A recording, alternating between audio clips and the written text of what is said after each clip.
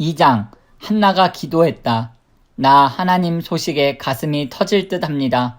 하늘을 나는 듯합니다. 나의 원수들 이제 내게 웃음거리일 뿐 나는 나의 구원을 노래하며 춤추렵니다. 무엇이 그 누가 하나님처럼 거룩할까? 우리 하나님처럼 높고 굳센 산이 있을까? 감히 뻐기지 마라. 잘났다고 떠들 생각하지 마라. 하나님께서 사정을 다 아시며 그분께서 사태를 다 간파하고 계시니 강자들의 무기는 다 바수어지나 약자들에게는 새 힘이 부어진다.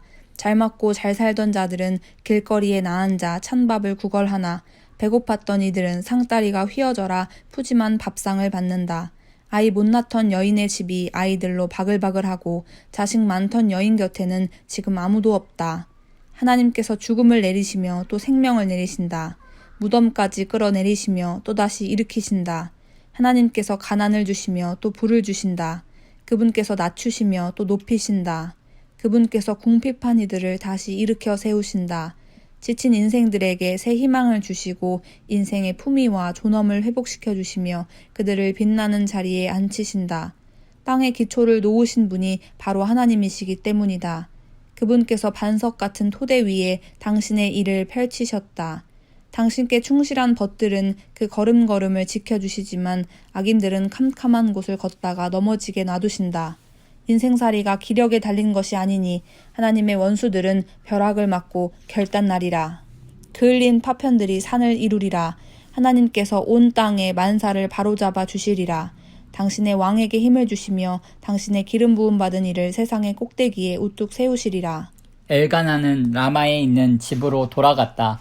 아이는 라마 제사장 엘리의 곁에서 하나님을 섬겼다. 엘리의 아들들은 행실이 나빴다. 그들은 하나님을 몰랐고 백성 앞에서 제사장이 지켜야 할 관례 같은 것에는 관심도 없었다.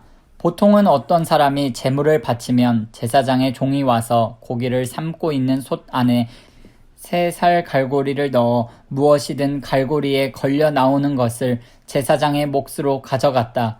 그런데 엘리의 아들들이 하나님께 제사를 드리러 실로에 오는 이스라엘 모든 사람을 대하는 방식은 달랐다.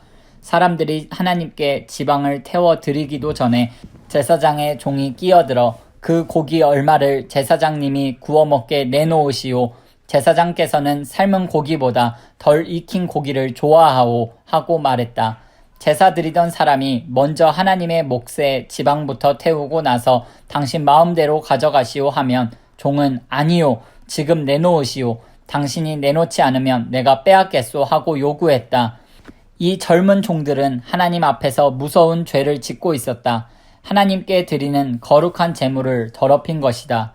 이 모든 일이 일어나는 중에도 사무엘은 모시로 만든 제사장 옷을 입고 하나님을 섬겼다. 해마다 그의 어머니는 남편과 함께 제사를 드리러 올 때마다 아이의 몸에 맞게 작은 겉옷을 지어서 가져왔다.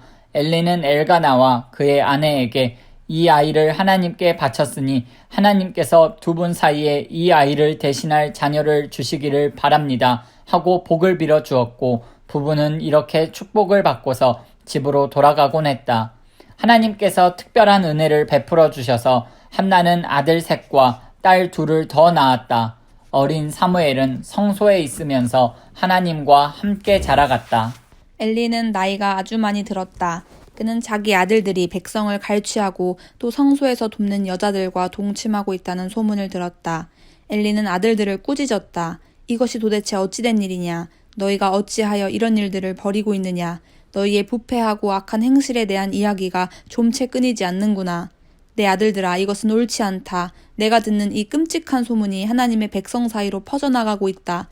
너희가 사람에게 죄를 지으면 하나님의 도우심을 받을 수 있지만 하나님께 죄를 지으면 누가 너희를 도울 수 있겠느냐.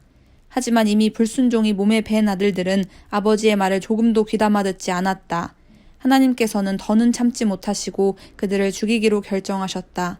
그러나 어린 사무엘은 자라면서 하나님의 복과 사람들의 사랑을 듬뿍 받았다. 거룩한 사람이 엘리에게 와서 말했다. 이것은 하나님의 메시지입니다. 너희 조상이 이집트에서 바로의 종으로 있을 때 내가 그들에게 나를 분명히 나타냈다. 내가 이스라엘의 모든 지파 가운데서 너희 집안을 나의 제사장으로 선택하여 제단에서 섬기고 향을 피우고 내 앞에서 제사장 옷을 입게 했다. 내가 내 조상의 집안에 이스라엘의 모든 희생 제물을 맡겼다. 그런데 어찌하여 너는 예배를 위해 명령한 희생 제물을 한낱 전리품처럼 취급하느냐? 어찌하여 나보다 내 아들들을 더 위하고 그들이 이 제물로 살을 찌우고 나를 무시하도록 내버려 두느냐? 그러므로 이것은 하나님의 말씀이다. 이스라엘, 하나님께서 말씀하신다. 전에 내가 너와 내 조상 집안이 영원히 내 제사장이 되리라고 했으나 이제는 명심하여라. 하나님의 말씀이다. 더 이상 그러지 않을 것이다.